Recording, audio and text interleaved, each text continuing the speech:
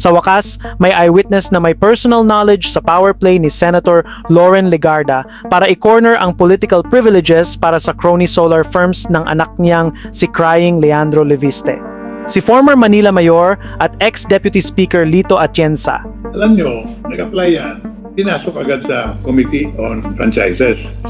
Dahil ang posisyon ko noon ay Deputy Speaker ni Speaker Lord Velasco, I had a way of getting involved in all the committee hearings. Kaya nung pinakikinggan yung application ni Leandro Leviste, ay kasama po ako roon. Nakita ko po yung kanyang mga application papers. 1 million piso lang ang puhunan ng kanyang korporasyon. Immediately I objected. Sabi ko, ano ba ito? Ito ba'y biro? Nag-a-apply na magbigay ng elektrisidad sa buong Pilipinas ang isang kumpanya ang puhunan ng 1 milyon.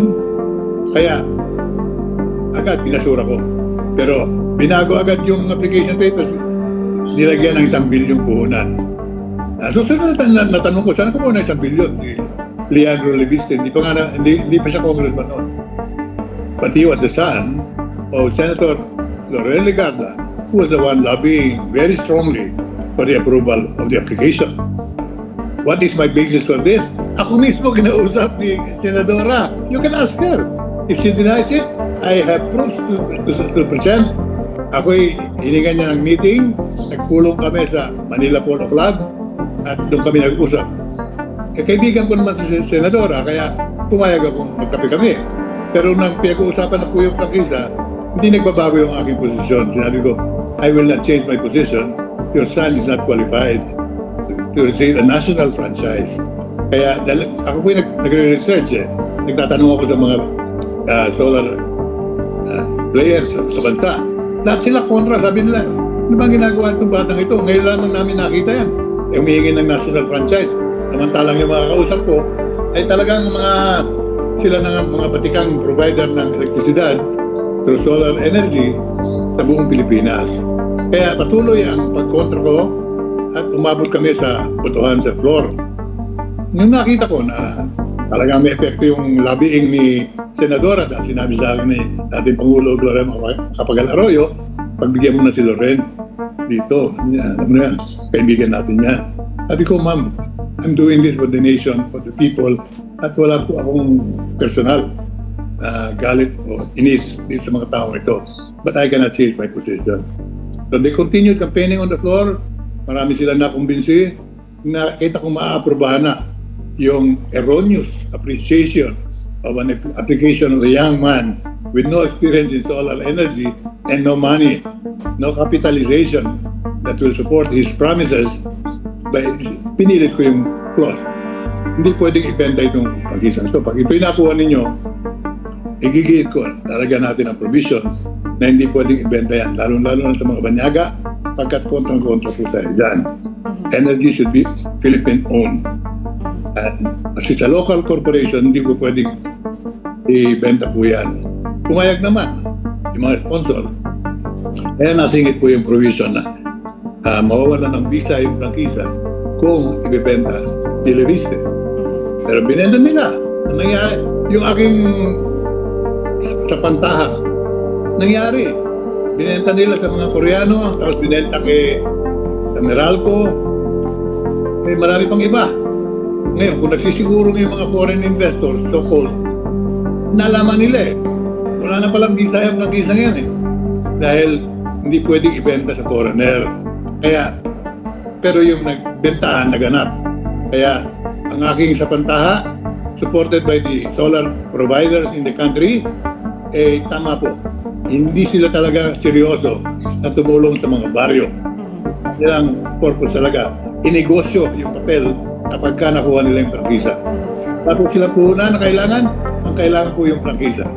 Nagawa nila ang kanilang kagustuhan, pero napatunayan namang tama ang aking pagkontra sa simula't-simula. Nung binenta ko yung kumpanya ko for around 34 billion pesos sa Meralco, naisip ko, ano pang gagawin ko kung hindi share ito. 34 billion, yung 34 billion pesos, ano mo yung karaming 34? Sa kanyang Facebook post kahapon, January 14, ipinagyabang ni Batangas Representative Leandro Leviste na ang kanyang pera raw ay nagmula sa pribadong negosyo. Well, thanks to his politically connected parents at kay Digongyo. Sabi pa niya na ang kumpanyang itinatag niya ay nakapagtayo umano ng pinakamalaking kapasidad ng renewable energy sa bansa, which is a lie. Isang kasinungalingan ito dahil sa ating fact check, ang power players na ASEN, Aboitiz Renewables at First Gen ang may mas malalaking operational portfolios. Kaya pumasok ako sa politika para gastusin ito. Yeah. Hindi para kumita pa. God is good. Pero Oo. I really feel so fortunate po in my life. And I think that many of the things that I'm doing are only possible kasi hindi ko kailangan kumita, hindi ko kailangan tumanggap ng mga incentives. Pero eto ang mas matindi. Ipinagyabang din niya na nakapagdala raw siya ng pinakamalaking foreign investment sa Pilipinas last year, which is an exaggeration. Pure and organic, pambubudol po ito. At dito ngayon, papasok ang magiging problema ni Crying Leandro. Dahil ang pinaka-obligation ng Solar Philippines ni Crying Leandro ay i-deliver ang contractual commitments nito sa gobyerno. Walang pakialam ang gobyerno at ang mga mamamayan kung nagdadala ng foreign investments ang kanyang Duterte crony company sa bansa.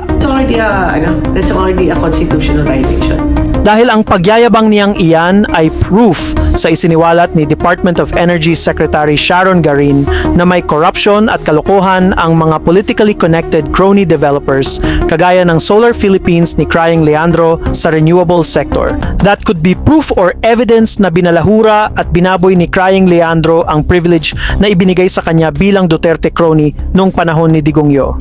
Senator Legarda violated that provision because she tried convincing me at Manila Polo Club. Meron akong testigo, si dating gobernador ng Antique, si Sally Perez, who arranged for the meeting. Pero no, meron na mga alukan. Teka muna, sabi ko, I have better things to do than listen to you. Sabi nung si Governor Perez, sinabi ko na sa iyo, boss, kung mong daanin sa ganyang klaseng usapan ang kaibigan ko si Lito, he hates corruption in government. So, I was about to leave. Sabi niya, teka muna, hindi. Huwag na natin pag-usapan yun. Pero nakikiusap ako sa iyo as a friend. Tulungan mo na yung anak ko. Very bright yan. Wonderful yan. I'm not even analyzing his capacity. But I'm saying yung franchise niya, hanggang niyo ibibenta niyo yan. I told her straight. Kaya kontra ko dyan. Marami na mga nagpo-provide ng solar LLC and they were very, very disappointed at the action of Congress then. Iginiip ko yung provision na hindi nila pwede ibenta yung prangkisa. Yung prangkisa. But would you know how Senator Lauren Legarda was able to convince the former president? Ang kanyang appeal palagi, I am chairwoman of the Committee on Appropriation, Finance in the Senate. I can help you in your projects if you help me now approve the franchise. Anong tawag doon? Di ba lobbying yun? Now, I can understand that. In a sense, na tumutulong sa isang anak. Pero hindi pwedeng i-deny na hindi nangyari yung sinasabi ko. Then I will be ready to confront the issue with anyone. Talagang tinulungan niya si Leandro Leviste, anak niya, na makuha yung prangkisa na hindi naman kailangan kung hindi para sa bentahan lang. Huwag niyang pagkukain na nagsisinungaling ako dahil dyan ako magagalit talaga. Ngayon, sinasabi ko lang yung katotohanan, hindi ako nagbibintang. Pero pagka talaga naging open debate ito, pag-uusapan namin yung mga behind the scenes na nangyari, kaya niya nakuha yung prangkisa.